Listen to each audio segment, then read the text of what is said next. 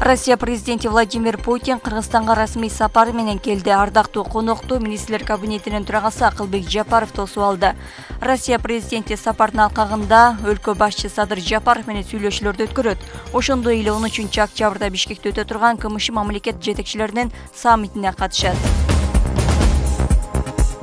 Альфа Телеком ишканасынын акциясынын 100% электрондук аукциондо сатылды. Бул тууралуу мамлекеттик мүлктү башкаруу боюнча мамлекеттик агенттик билдирди.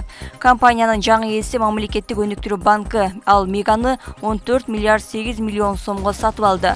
Аукциондогу баштапкы баасы 14 миллиард 6 миллион сом болчу. Буга чейин ызы чуу менен сатыкка коюлган уюлдук операторго кардар чыкпай аукцион жылдырылган эле. Бажы кызматынын төрагасынын мурдагы орун басары Замирбек Карашев кармалганын Спутник агенттигине ишенимдүү булактар билдирген. Азырынча Карашев кайсыл иш боюнча айыпталып жатканы белгисиз. Ал бажы кызматындагы орун басарлык кызматта 2 жыл тагыраагы 2019-жылдан 2021 жылга чейин отурган. Социалдык тармактын колдонуучулары аны бажыда коррупция жок деген сөзү менен эстеп калышкан. Элит Хаус курулуш компаниясынын негиздөөчүсү Тимур Файзиев убактылуу кармоочу жайга киргизилди. Бул тууралуу соттун басма сөз кызматынан билдиришти. Бишкектин Октябрь райондук сотунун 11-октябрдагы чечими менен Тимур Файзиев 9-декабрга чейин камакка алынды. Аскер прокуратурасынын тергөө тобу тарабынан Элит Хаус курулуш компаниясынын ээси Тимур Файзиевке 2021 майда издөө жарыяланган. 27 майда Бишкектин 1 райондук соту Тимур Файзиевди сыртынан камакка алуу чечимин чыгарган. Ага жаза аткаруу кызматынын номер 1 абагына камакка алуу түрүндөгү баш коргоо чарасы тандалган. Бирок ошол эле жылдын июль айында камакка алуу түрүндөгү баш коргоо чарасы аны эч жакка чыкпоо тилкатына өзгөртүлгөн. Кыргызстанда 2023-жылдын январь-август айларында орточо айлык 32.708 сомду түздү. Бул тууралуу Улуттук статистика комитетинен билдиришти.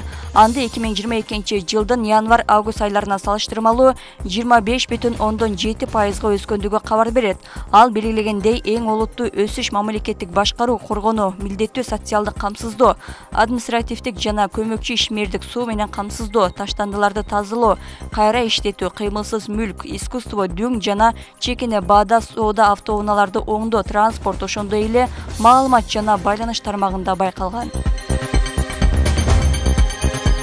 Министрлер кабинети Кыргыз Республикасынын мамлекеттик өнүктүрүү банкынын ишмердүүлүгүн жөнгө салуу жөнүндөгү жобону бекитти. Документке ылайык 2023-жылдын 1-декабрдан тарта мамлекеттик мүлктү башкаруу боюнча мамлекеттик агенттик мамлекеттик өнүктүрүү банкынын акционери катары финансы министрлигинин астында кайра түзүлөт. Мамлекеттик өнүктүрүү банкына нормативдик документтерди ылайыкташтыруу боюнча 3 айлык мөөнөт берилген. Эскерте кетсек, 5-октябрда Жогорку Кеңеш мамлекеттик өнүктүрүү банкын улуттук банктын көзөмөлүнөн чыгарууну колдоп берген. Кийинки күнү президент Садыр Жапаров мыйзамга кол койгон.